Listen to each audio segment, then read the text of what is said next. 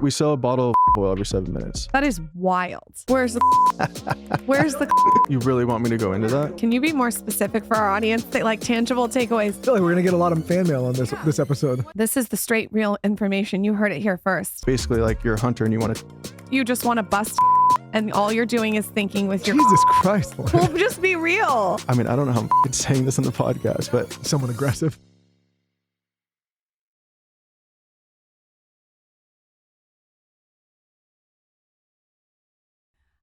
Westin Mitchell is live on the show. Westin Mitchell and Michael and I have been friends since we were 12 years old. Is this your second or third time on this show? second time. Oh, second time. Yeah, second time. I went on like 3 years ago. It's been a while. Second and a half. Second and a half. What was the halftime? Remember at the jet bed office? Oh, yeah. That was a failure. We didn't release that episode. No. That one went to the grave. I think we drank too much whiskey that time. Yeah, that was just a practice run. We have known Westin since we were 12 years old. He came walking in a green Z-Surf sweater. I'll never forget it, to Earl Warren Middle School. And Michael and I immediately were like, whoa, that guy's tall.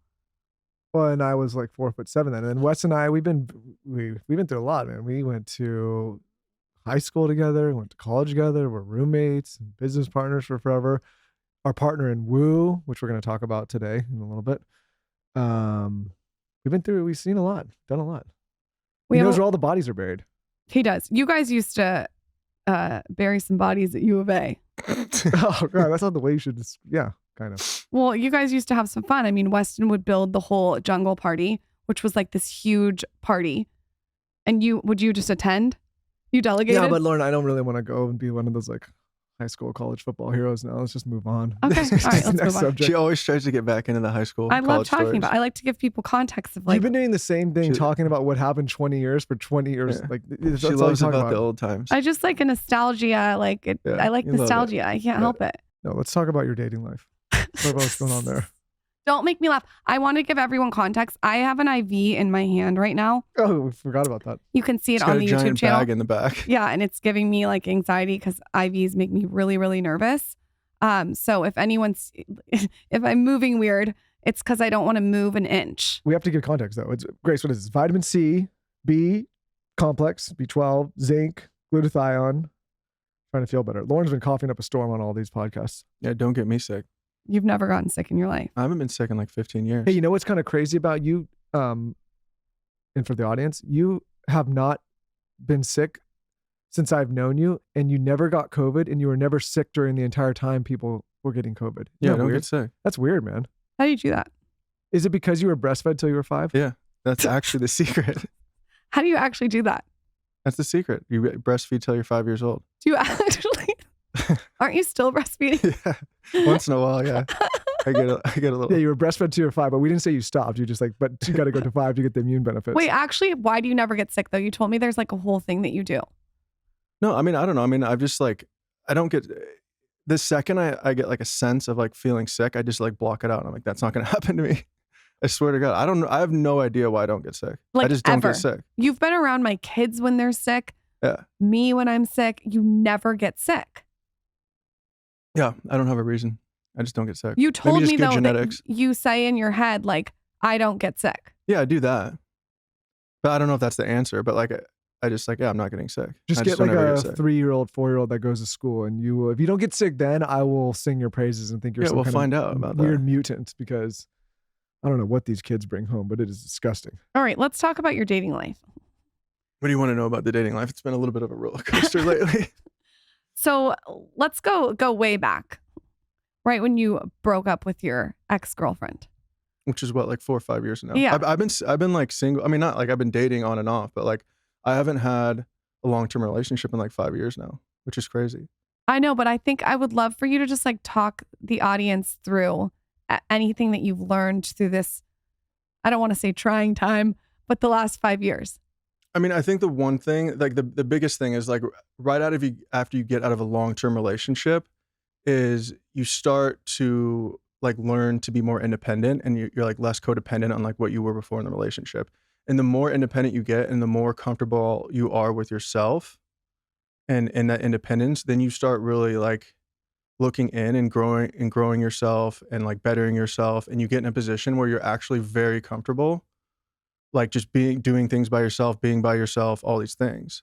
So then actually when you get to that point, it's also difficult then to like really bring someone in your life, if that makes sense, because now you're so content and just doing your own thing that like if I'm going to bring someone in to share my life with, it has to be like this amazing person. So you just don't want to settle. Exactly, yes. What are these routines that you're so specific with? Like what, like you're so content in your life. What are these things that you're doing? Like you want my daily routines and things like that? Sure, Actually, give us- today was a great day. I got all my things in today. You for sure have a checklist. By the way, You knew you Yeah. did the podcast. You're like, today I Yeah, got today I got all in. my things in. this bitch loves a checklist. Yeah. So meditation is non-negotiable. Reading in the morning, non-negotiable. Then I go to the gym. I also stretch before the gym.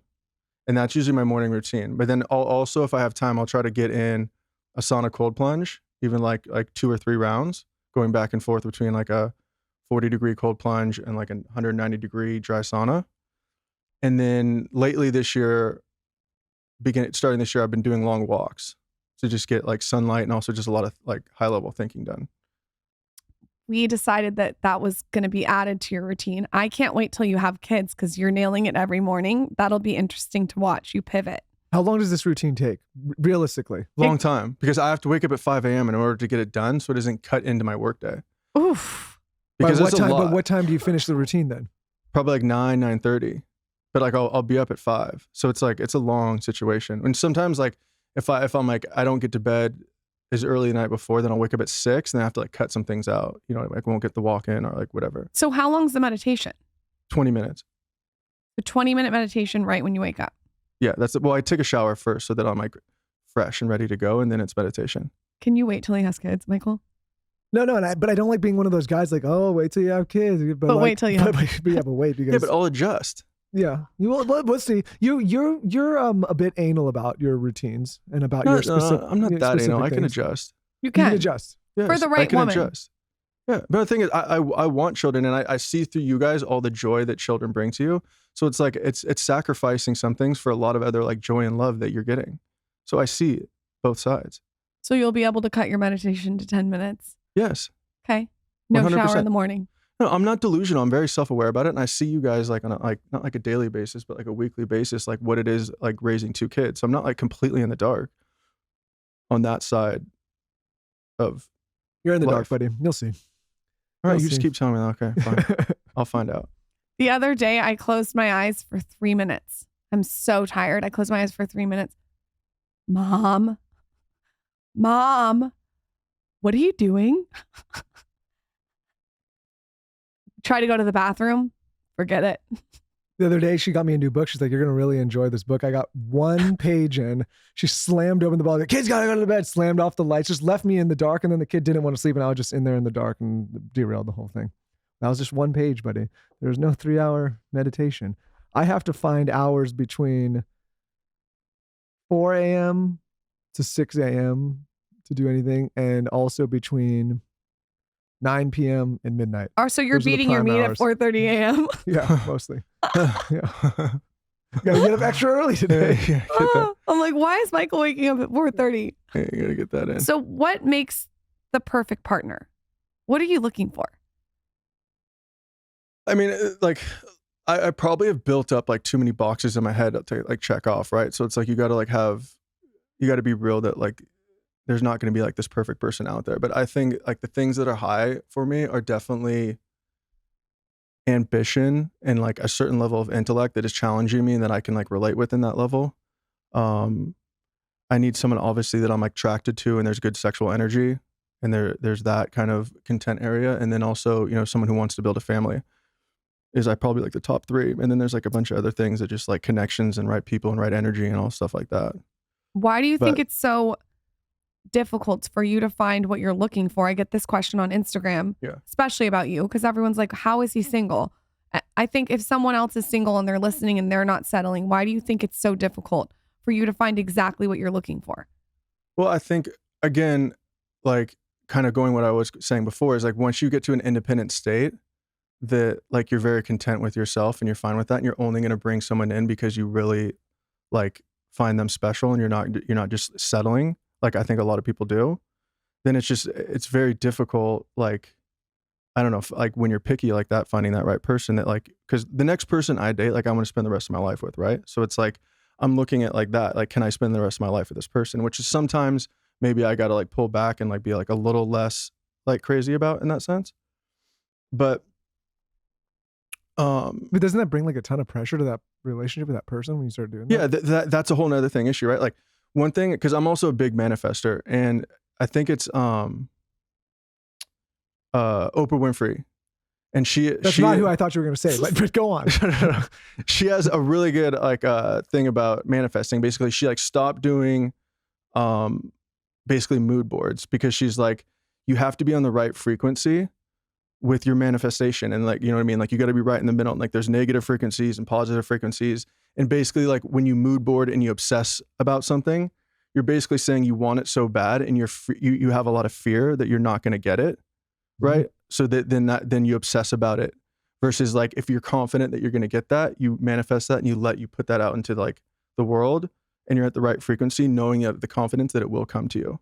Yeah, like it's so funny. We were talking about this in the car today. I like the way that I think about everything is like when it happens. You know what I mean? Like I never say like if, I will say like when. It could be anything. It could be like when I have children, or when I find a girlfriend. Or exactly.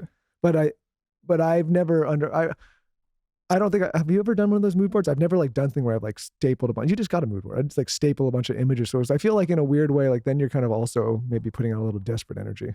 There is like that, exactly what you're saying. I got it's not a mood board, it's an execution board. That's different. What is the difference? It's like building the future that I envision in front of me. And the one that I got, it's so beautiful. Everyone should go buy it right now. It's going to sell out. You should even buy it. You're going to love it when you see it. It's so your vibe, Wes. Is by Casa Zuma. Okay. It's by Camille Styles, and she made this gorgeous board. And you take like I got like wooden thumbtacks. Oh, of course. I want it to look really aesthetically pleasing. I want to look at it every day, and on it, I want to put magazines of the covers that I want to be on. You're making fun of me. I'm actually asking what you're doing. Hey, so I feel like you do this too in your own way. Can you speak on tools that you do? Like I'm talking about my execution board that you do to go into your manifestation mode.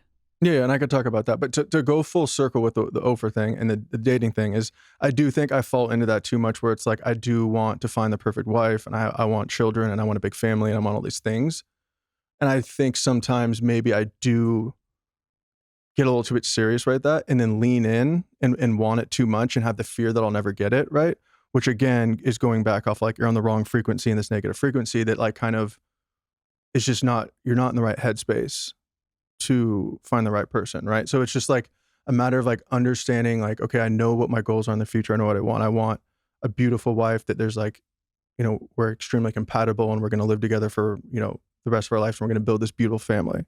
But being able to put it out there and having the confidence that that will come to me at the right time, and just that, you know what I mean? Like that's, I think, the biggest thing that I'm working on this year.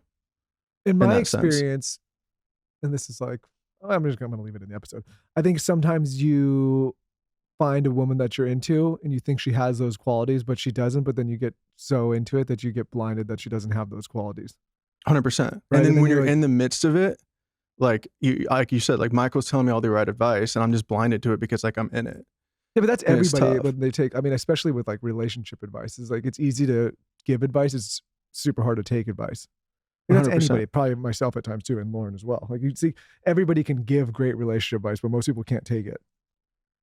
100%. You know what I mean? Yeah, right when you're in the moment. Yeah, because it's one of the most emotionally charged things. That's why I always find like business is a little bit like in a weird way, business is easier than relationships.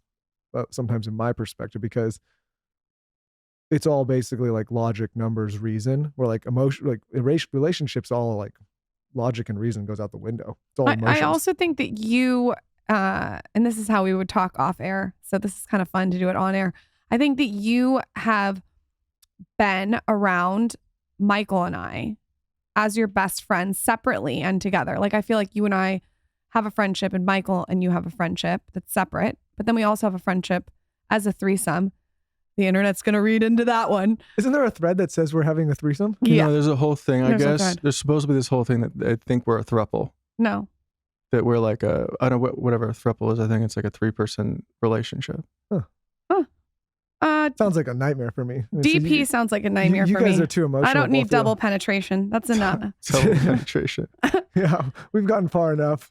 Yeah, the other day I took a picture between you and John Stamos, and that's about as close as I'm getting to a throuple. Shit, he's a pretty good looking guy though. I don't know. Yeah, I know you might be I in a might go throuple. for Stamos. Sorry, Okay. Wes. Okay. Stamos maybe. Okay, so You're gonna replace me with Stamos? What the fuck? I don't know, dude. He's pretty good looking, man. you should name this episode "Are Westin, Michael, and Lauren a throuple?" I mean, yeah, you I mean, get listen, a lot like of Reddit threads. you're up there, Wes. But then I met Stamos, and now I'm like, you know what? Maybe now that's my new best friend, and that's who fucked up, we're gonna be in man. a throuple with him now. So, But I think know. that because we've had such a long friendship, and you've been able to see like front row seats our relationship from when we were 12. Obviously, we broke up in between there, but you've been able to see the whole evolution of it to now, married with 2 kids. Sometimes I think that there's a standard that it's hard to get if you haven't known someone for a long time. Does that make sense? Yeah. No, 100%. Like, I just think that there's been a lot of layers on our cake, and I feel like with whoever you decide to date, you're gonna have to put the layers on, and it's gonna take some time, and that's annoying sometimes. Mm-hmm. I'll say this too: is like there is so much pressure, like with me and other people, like in society, about like single and like why are you single? But at the same time, it's like I've always challenged like what's wrong with being single, right? In that sense, like, and like.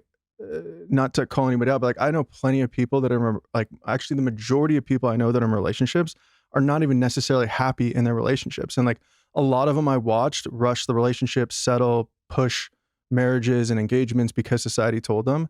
And it's not like the other side. Like I see, like I have my single friends and then I have my relationship friends. And it's not like that other side of the relationship friends are like that much more happy in their lives, right? It's like, well, some of them are probably actually more miserable. exactly. Depending So on who it is. Like, it's like being single. I've actually like the past 5 years, it's like, yeah, it's been, what did I say? Like 5 years since my last serious relationship. I was in a relationship for like 6 years before that. Dating up a storm though, man. But it's fun, right? Yeah. Like, it's like I date a bunch of women. I learned a bunch of different things about myself, about them, like trips, experiences, like sexual things. Like it's like, you know, Yeah, it's talk like about fun. that. It's fun. So like, they're like everyone, it's like always so pressure. Why are you single? Why are this? And it's like, well, why not? No, like, I agree I'm with having you. a great time. I agree with you there. And Weston and I both have, actually, I don't, we gotta be careful here. I gotta be real careful here. But we know people that are in. Careful. Yeah. I was almost about to fly off the handle. Then I was like, wait a minute. Like they could just like triangulate and find out we have 6 friends and we gotta be careful there. So just say we know people. Fuck, it's already out there now. It's like, we know people that are in serious relationships that are like maybe not the best examples of relationships. So to his point, like you don't want to just settle just because people are putting a timetable on it or you're reaching a certain age, because the way I look at all of this, hopefully for most people, is if you're going to make a serious commitment, especially if you're going to have children, like this is going to be a very long-term commitment. You better make sure that you actually like to spend time with that person and want to be with that person for a very long period of time. Exactly. Because if you don't, like a lot of these things aren't, I mean, obviously there's divorce, but if you start to have children with someone, and people know this, like, it's not like that's like, hey, I don't have to be around this person anymore. Like that's a lifelong commitment. 100%. And that's how I look at it in that situation. And like, I'm completely happy and content in my life. Like meeting people, running around, having different experiences, different conversations, learning new things. Like I said, about them, about myself, about life and all of this. And like, I'm not going to give all that up unless it's this person that I really believe is my soulmate and then I'm going to spend the rest of my life with and build an amazing family with and help. She's going to build me. I'm going to build her. And like, I'm just in a place in my life where like, I'm putting that out there and I'm confident that it's going to come to me and not to lean in too hard and just to, have fun in the meantime. By the way, I feel like I have to say this. If I was me in this moment, I think I would still be single too. So I actually understand exactly what you're saying. I would not want to settle for anything but the best. And I think that I would be single. I really think I'd be single. I would have so many women all over the place. It'd just be out of control. Yeah, You would have 100%. so many moments. Just kidding. Just kidding, Lauren. Calm down. All right, let's go So on no, a no, break. but Let's go on a break and let's see. Oh, wow. You could take a break. I could use a break from you. Honestly, like absence makes the heart grow fonder. Let's take a little year break. No, remember what that person said right before this episode? They said, put yourself in the other person's shoes. Consider yourself lucky, how lucky you are to, that went over your head.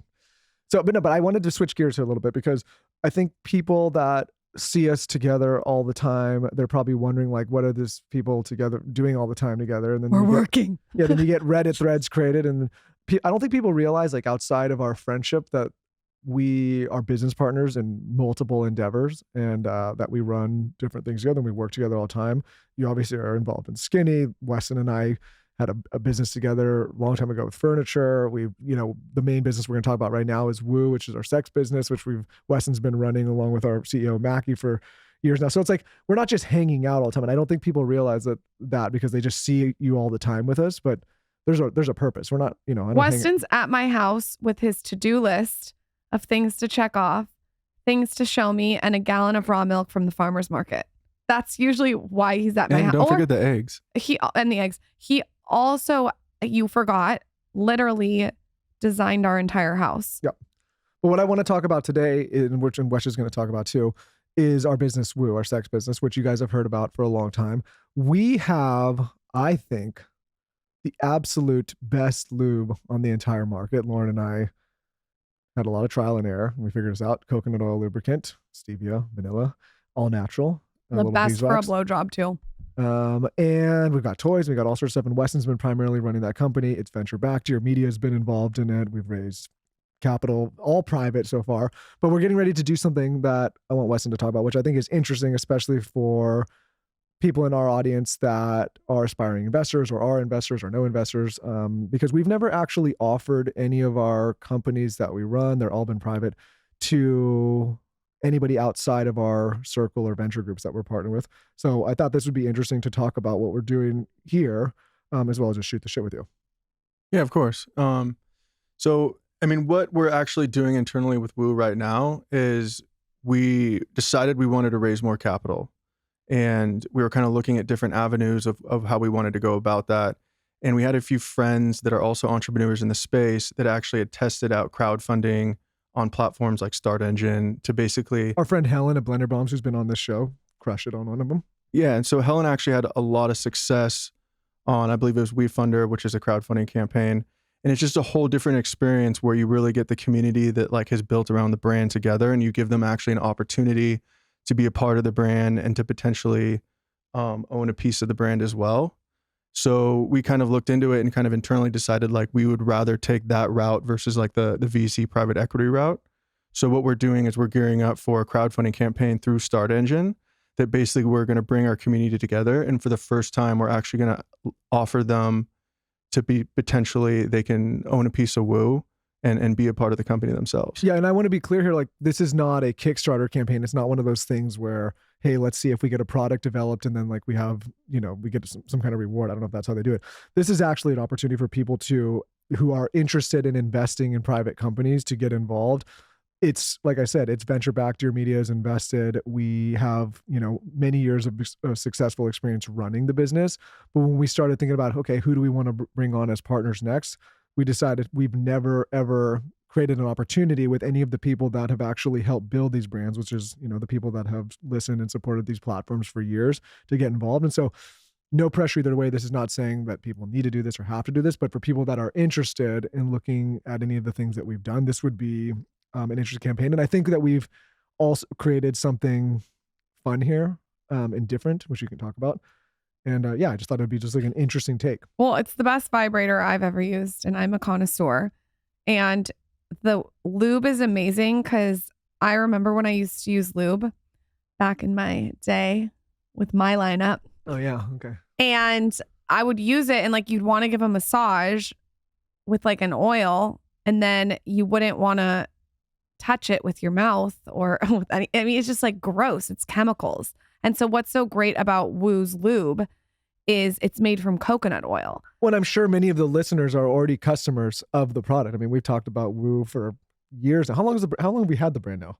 We launched in 2018. I mean, we were building it a little bit before then, but it's been out since like early 2018. Yeah, so similar, same time, around same time as Dear Media. So Yeah. let's say there's someone listening that wants to do what you're doing. What did the whole process look like? Like, talk to us about how you decided to get on the platform, how you decided to conceptualize the video. Like, what did everything look like? Because it was a lot of work. Yeah, and as he's talking, for those of you that aren't familiar with Woo, and I think many of you are, if you just go to woomoreplay.com, you can see the brand we're talking about. We've all three of us, Lauren, Westin, and I, are the founders of the business. We started it from the ground up and running it for 6 years successfully. So check it out if you haven't seen it yet.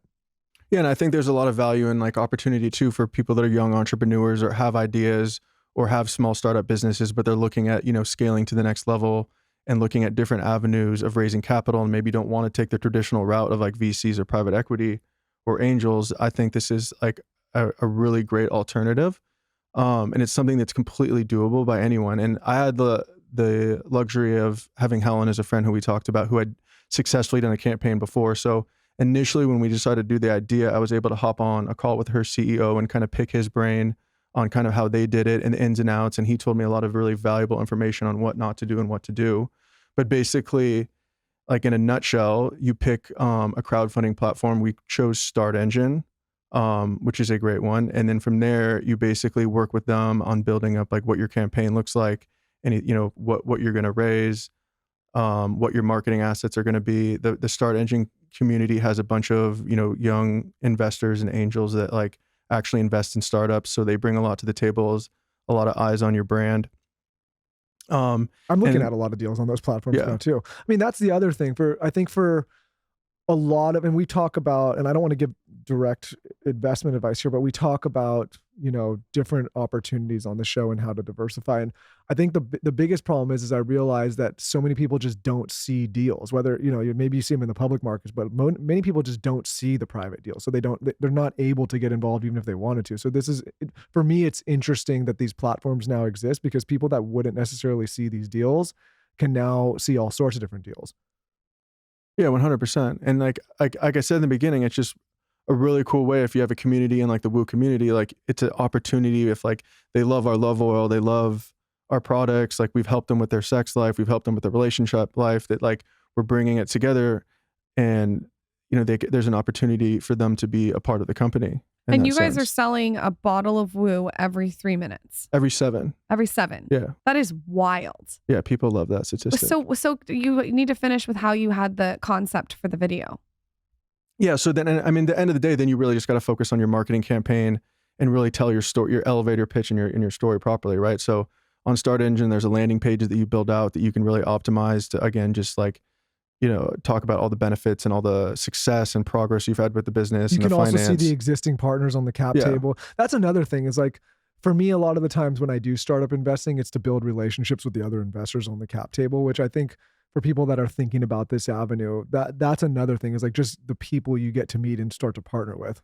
I guess in this case us, but that's mostly why I do it. I mean, obviously angel investing is always risky, but I think if you look at it through the lens of like, not only are you potentially investing in great companies, but you also have the ability to start meeting other savvy investors or other people in the space. Like that is another added benefit. Yeah, it's a great space for networking and that for sure. And like you can get in for like a very little amount if you want to start like investing and playing around within these startup companies. I mean, for us, you could start as low as $200, right? So it's not like some huge check that you need to put in. And then what's really fun in the marketing is we build all these incentive plans up. So it's like if you invest a certain amount or you buy a certain amount, like, you get a free Woo subscription for a year.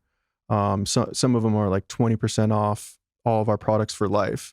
And it even tiers up and some of the higher ones is like you get to meet with the leadership team and have, quarterly Zooms with us. There's even one where like there's a founder dinner with Lauren, Michael, and I that you get to network and spitball with us on the business. I didn't know I agreed to that. I agreed to that. I got you one night. I got you one night on a few whiskeys. I signed off on that one. No, but I just think what I love about these kind of innovations is there's probably many founders out there that are listening. And it's no secret that capital markets have been tight and tough and interest rates are crazy. And it's just like, I think some of the ways that funds were investing, they're maybe not investing in the same ways. I think that, people are looking for really responsible, efficient companies, which is why I'm confident in what we're doing here, because all of these companies have been run well for so many years. But, you know, for people that are out there, and this is mostly for entrepreneurs and founders or people that are running their own company, like I get excited about these new avenues because listen, the VC private equity world is great. And, you know, we've gone down those routes, but this opens up a whole new lane of innovation. And I think it also invites a whole new group of people that have never been involved in this world to get involved. And whenever I see something like that, who knows if this is the right avenue or not? Who knows if it's good or not? I'm confident that it is. But for me, like this is what it's all about, is like trying new things and going against the grain and doing things differently than ways that they've been done in the past. And so if you're a founder out there and you've been banging your head against the wall trying to raise capital and you're getting a bunch of no's and you're, you know, struggling, or maybe people are giving you bad term sheets because market conditions, or they're citing bad market conditions, which in my opinion is somewhat bad behavior. But if that's what's going on, like looking at these kind of platforms to me as a founder is interesting. For the longest time, people were like, oh, like, is this like a Kickstarter, or is this something that's like, you know, people thought it was prestigious to have to go with these funds. And for me, it's like, who gives a shit? I think any lane that makes sense for the business is a lane you should look into taking. Yeah, 100%.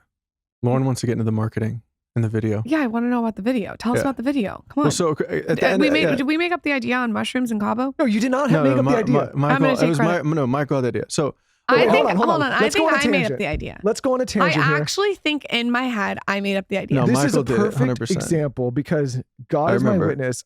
Lauren does this to me all the time, where she convinces herself, you know, that what's that saying where if you tell yourself a lie enough times, it becomes the truth? Lauren tells herself that she comes up with ideas that she didn't, but she believes she did. Like she actually Are you sure believes. I didn't come up with this? I'm 100% positive. You did not come up with it. I remember it different, but go on. Yeah, that's what I'm saying. She just remembers it different and then takes credit. So along with your campaign, you obviously have to create like a 2-3 minute founder video or brand video that really just pitches your business, and they all live on like the Start Engine page, and every brand has them. And so we were kind of diving in and figuring out like what we wanted to do for that. And a lot of it is like the videos that are on there, they're very like boring and stagnant. And it's like the typical like founder video of like introduction, the problem I found in the market, how I solved it, bragging about the business, its growth, and it's like call to action. We're bringing the community together to invest. And I wanted to do something different. We're a sex brand and we're fun. And so I had all these ideas. That's the other thing, is a lot of these brands that say they're about sex and then turn into wellness brands or like tampon brands or whatever. It's like, that's not sexy. Yeah, no.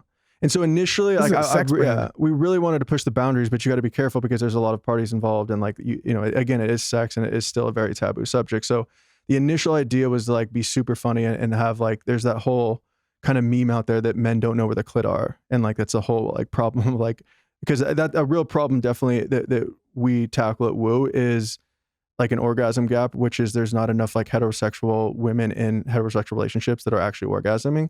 But on Insta, there's that whole thing about men not knowing where the clit is. We had this whole like campaign of me like running around searching for the clit, and we were gonna like raise money to go find the clit so I could educate men across the world like where it existed. Where's the clit? But where's the clit? It's underneath, right? Where's is it on the back of your neck? I want you both to describe where the clit is. It's in is it on the between back of your neck? That's why we scrapped this video. We scrapped it because we just Where is the clit? Tell me where the clit is. What do you like? You want me to like describe in like detail where the fucking clit is? You gave me the best description of where the clit is. Michael did. Diagram. Michael has the best description of where the clit is. I can draw it on a diagram. No. If you show me, the Michael, diagram. you said where it was when we were 12. No, I didn't say. The little man on the boat. Take that part out. We're not when we're 12. Here's the little man on the boat. The little man in the boat. Yeah. Okay.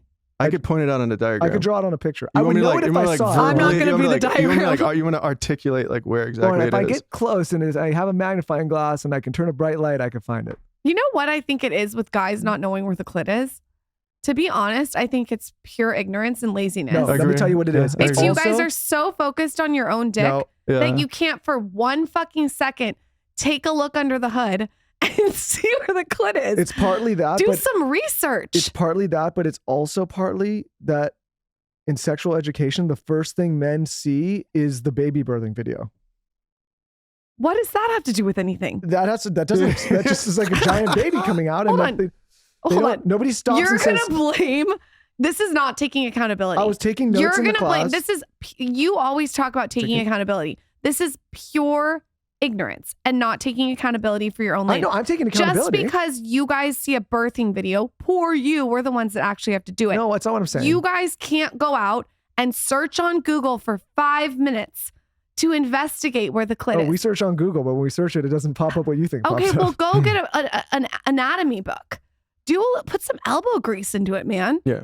Find out where the just, clit yeah, is. It's just laziness, lack of education, and then it's also Maybe you communication. can educate me tonight. There's a communication part too, because it's not just about where it is. It's like every girl's vagina is different, every girl likes different things. So there's also a communication. So you scrapped that video though. Long story short, because that would Yeah. So long story short, I scrapped that video because they wouldn't let me do it, and so You know where the like, clit is, Michael. Don't act stupid. Michael knows where the clit is. And so I was like stressing. I was like, oh, what the fuck am I gonna do now? Simultaneously, Michael had seen this video about someone like with like a nipple bra. And it was like this funny like video, and Michael was like, "Hey, you know that like that nipple bra that they came out with? We should do the same thing for Woo, but it's the boxer brief dick bulge, where like See, he has this is a creative brain. where you have this giant bulge." I was saying I was saying because there was the nipple one that shows that the nipples are always rock hard, and I was like, what if there was a boxer that showed just a dick being rock hard all the time? Yeah. And so Parody though. it kind of clicked 2 and 2 together and said, okay, instead of the clit video, we're gonna do the boxer brief dick It bulge clitted video. 2 and 2 together. Yeah. But that video is just a quick like 20-second like funny like viral moment on social that we're going to use that will actually then draw you to the Start Engine page where there's a separate video that actually is like Explains the company. we're actually serious because this is a serious thing. That will give you a bunch of information on the background of the brand and like really what our mission is and like what we're trying to accomplish, along with like all of like the success we've had over the past like 6 years. You're all around sex all the time. It's sex Mhm. because of what you do. Why do you think people are so uncomfortable to talk about sex? I mean, I think again, it's just like, even like he was saying, like in like sex ed and in childhood, like that was weird. And then like, it's constantly told like, hush, hush, you don't talk about it as a child, like everything's covered up. And so I don't know, there's like some barrier that like, once it gets to like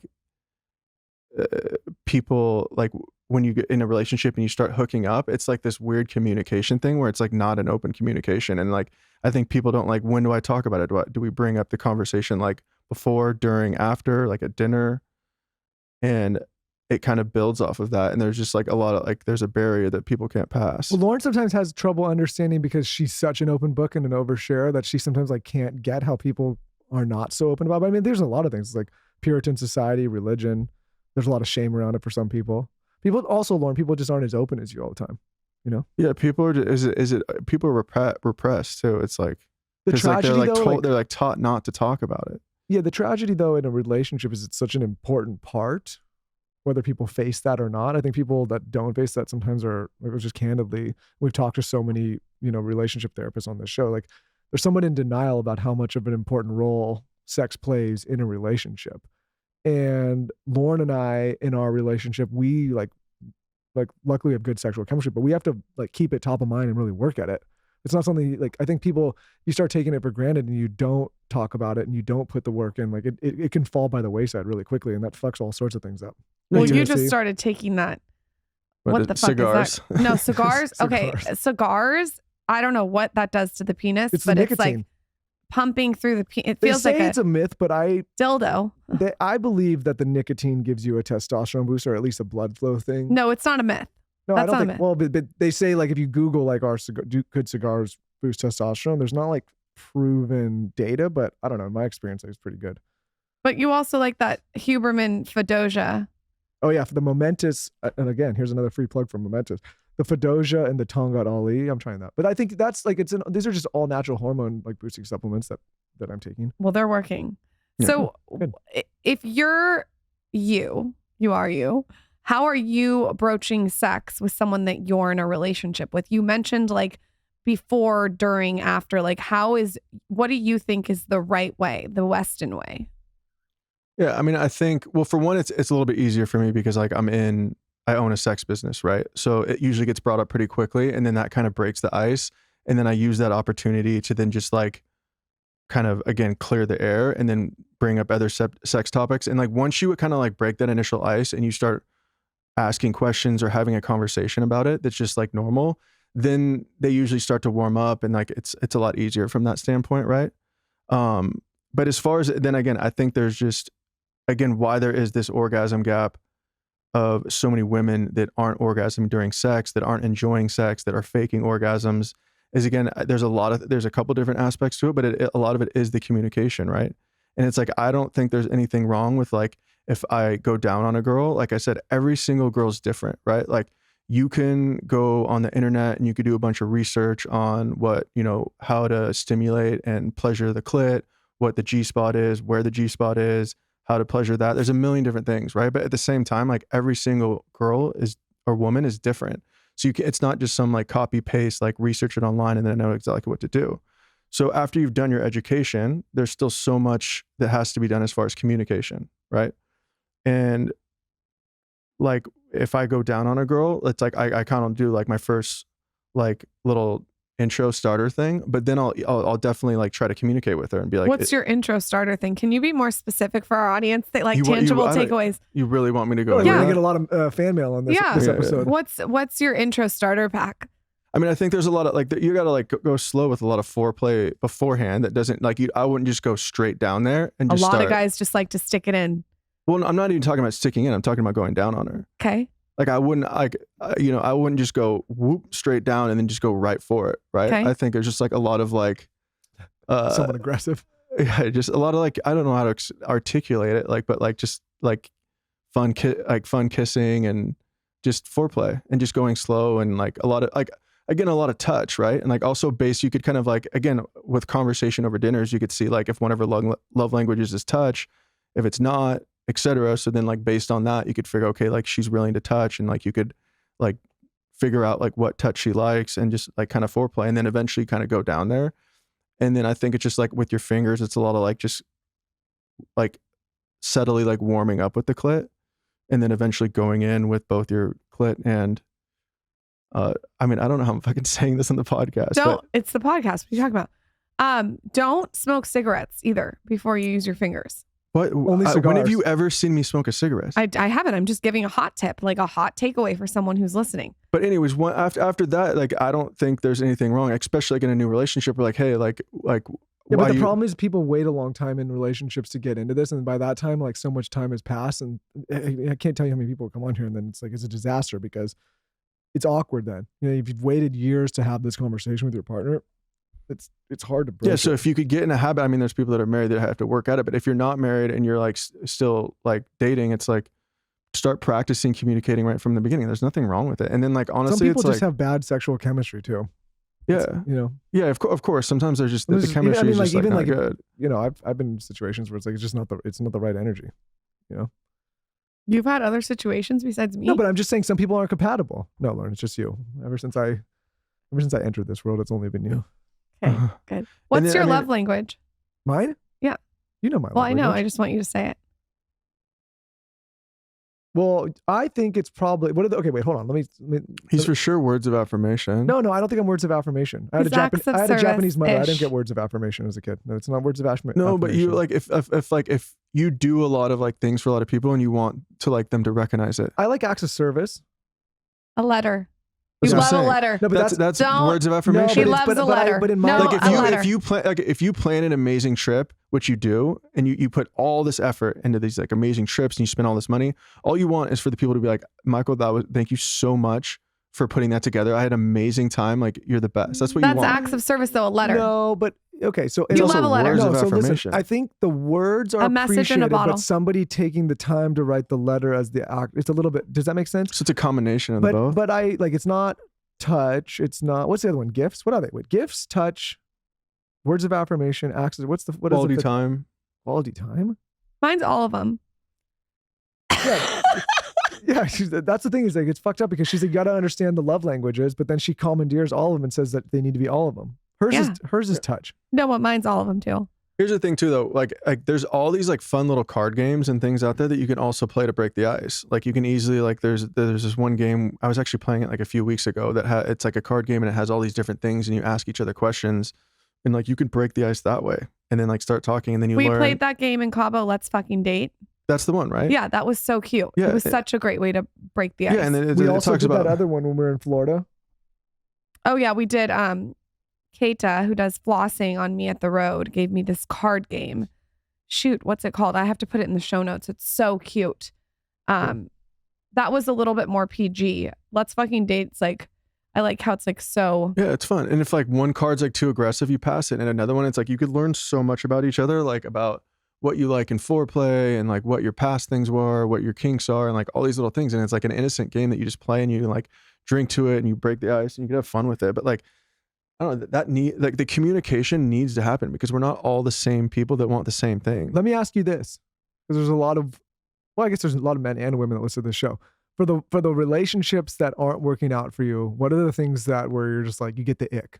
And I was trying to explain, I talked about you actually on this podcast one time, and I said like, my friend Westin, he talks about the ick factor, where all of a sudden Yeah, it happens all the time. and then you get the ick, someone turns off. Like, what are the things that are turning you off, or the things that people are doing wrong? I want to see like if you're crazy or if these are like common things. Can I add to the ick list too? Yeah. Okay, you can go first. You're gonna be on the ick list, and you haven't been in. You've been like I've got the Here's ick. 20 years. You've been in a relationship. I've gotten the ick. I don't like. Listen, I don't want to Not sound by like you. no, I don't want to sound like an asshole, but also I want to be real for like for men in that sense. Be real how we would be in the sauna. Okay. Well, I think like the ick, for one, it's like sometimes it's not even necessarily like something later on, but basically, I think for men in general, it's like we were actually talking about this. Like we almost have two brains. We have like our brain that is like our up here in our head, and then we have a brain down in our dick that like thinks that just wants sex, and it's going after that. And every man has it. And so a lot of times you think with your other brain, and so all you envision is you want to like hunt this, like basically like you're a hunter and you want to like you can use regular words. You're like trying to be PG with it. I could just talk. Basically, you just want to bust a nut, and all you're doing is thinking with your a lot mouth. of time. Just be real. No, but a lot of times it's like, yeah, like you're attracted to a girl and you're like, all I want to do is fuck her, and so basically you're on a mission, right? And then along that mission, there's probably some things that like are red flags or that like you're not necessarily into or that annoy you. But because you're on this mission, you're like you disregard all these red flags or all these things that annoy you because you're like you got one thing to do. And then basically once you accomplish that, you're like, oh, like, okay, I did that. And you get your, like, what do they call it? Like post-nut clarity. Then afterwards, all these little red flags and annoying things start to come up, and they really intensify and like annoy you because now that you got what you wanted, now. Well, now you're thinking clearly with the other brain. Now you're thinking clear with the other brain. And so you see all these things and you're like, oh my God. And then that creates the ick. And then that's when you got to go. I get the ick before.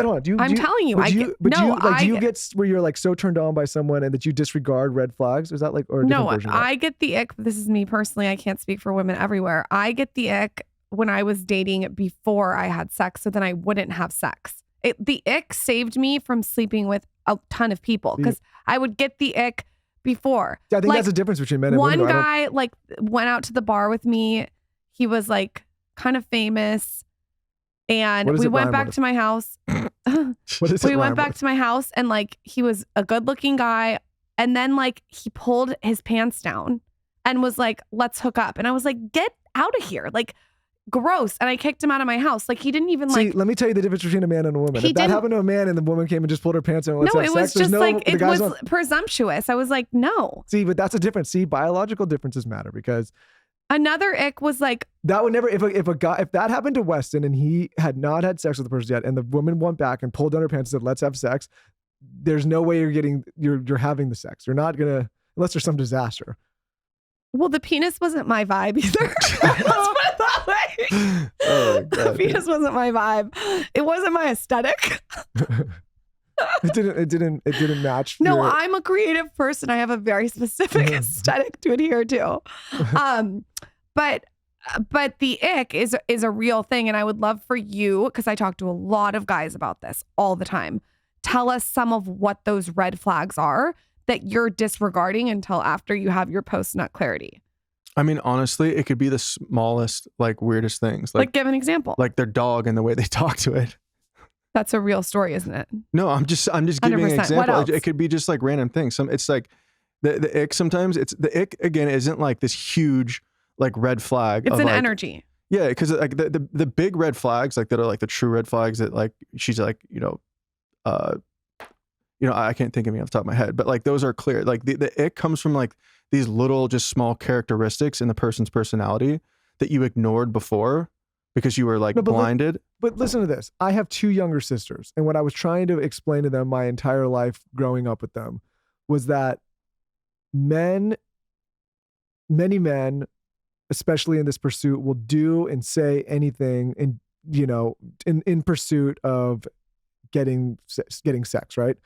And there's a compatibility thing between people where if you are not matches, men will disregard not being a match and still pursue until this happens. And then what happens is, you, like in my case of my sister, this is not for every woman because, you know, everyone's different, but what I would tell them is like, you don't want to be caught in that in between where the guy's only pursuing for that and disregarding red flags and then gets it and then says, oh wait, you have a lot of red flags, now I'm leaving. Like, you got to really like take the time to make sure that there's a compatibility thing going on between each person. Does that make sense? 100%. Because like, to his point, like, men will ignore the compatibility issues, and it might not be even a serious red flag. It just might be like, these 2 people aren't compatible, just to get sex. And then when they get this, and this is not every guy, I'm sure it's different, but for most guys that I know, and I think that people that are unaware, and we'll just pick on my sisters, if they were unaware of that, you could put yourself in a bad situation with someone you shouldn't be with.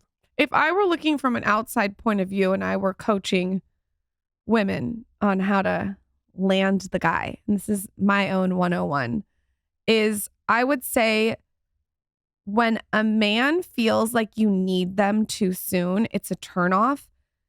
And I would say make the man pursue you and hunt you. Because men by nature are hunters, and when they feel like they're being hunted and they're being held down and they're being suffocated, it's a turnoff. And this is through a lot of research, through talking to a lot of different men, is the second that they feel like you're trying to suffocate them, they get turned off. Well, I've noticed this from a lot of men. Well, I think we all want to see there's an interest, but I don't think we all want to be aggressively pursued, because I think she's probably right on with that. No, like for me, I want to be courted, and I want to be courted till the day I die, just so you know. I want to be courted. I want you to open the door for me. I want you a chivalry, whatever the fuck you say it. I want all of it, and I want it delivered, and I want it like, that's how I want it. And I think that when you have that mentality, especially when you're dating or when you're having sex with people, there's an underlying tone of confidence, whereas the other side of it feels insecure. Yep.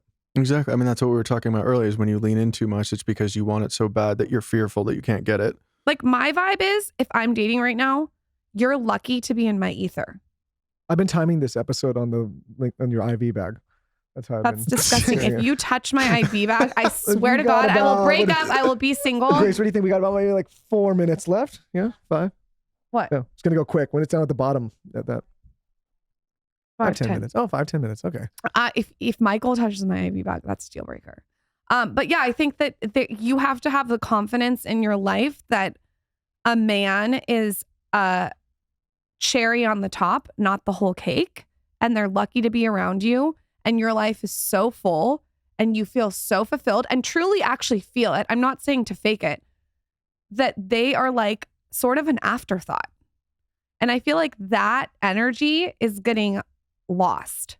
Yeah, but it's going back to what we said in the beginning of the episode. It's really easy to take advice when you're not in it. But people that are in relationships or having those emotions, it's really hard to step back and be logical. Yeah, that is the difficult part. But she is right. Yeah, I just went through months with you trying to get you to think logically. Yeah, it's tough. I fell into it. Yeah. But I mean, you're also right too about like, I truly think it's like men like you got to look at men as hunters, right? And it's like, as a woman, what are you going to be, like an easy like rabbit or hare that gets caught in a cage? Or are you going to be like a cheetah? A cheetah, or are you going to be a lion? People hate this conversation now though, because it's like but they hate the conversation. Why? This is biology. You know what? I was just watching the Napoleon movie and I didn't like it as much as I thought I would, because I love that. And I was realizing it's like everything that everybody creates now is like they're softening the delivery up for everyone. Like nobody wants to. No, I'm not softening the delivery. But you know what I'm saying? Like everything is the delivery is now so soft at the expense of like worrying about making people feel uncomfortable or hurting someone's feelings. I understand like the intention's good, but like sometimes people just don't deliver the straight, real information. Yeah. This is the straight, real information. You heard it here first. No, but I mean, and merging the two together, it's like, I think a lot of like the times I've ever felt the ick, it has been like an easy close, right? Like it's been very, That's what I'm saying. yeah, it's like you were the rabbit. So for me, it was, I put a cage out with a carrot in it and like I got you in 2 seconds and then I got the ick. Versus the women that have been the cheetahs and the lions, like there's much more depth and there's a lot more just kind of like seducing that needs to be done, and then that creates a connection between you two, and then again, like you get to a point in a relationship and like the ick doesn't exist because you've like built so much off it, and she's given this level of confidence that like you're attracted by. I also think just like make them come to you, like bait them to come to you. Stop going to them. If a man especially wants to call you, I learned this from my dad. After he divorced my mom, he dated all different kinds of women. They will call you. They have a phone to pick up. If a man wants you, he will pursue you aggressively. 100%. And I just don't get why we can't have that conversation. Like, I guess we can. We're having it right now, but like that is a fact. Yeah, I've never met, and in myself included, any of my guy friends that like when they're really into something, they're not aggressively doing what you're talking about. Like, no, like what I always tell my sisters, like you don't have to wonder, like you should never have to guess, like, oh, I wonder if he's into me or not. If you're wondering, it's probably because it's not And also well. my thing is like, No. do you really want someone who's not out and completely obsessed with you, who's so into you? I want the person that I'm with to be like, can't get enough of me.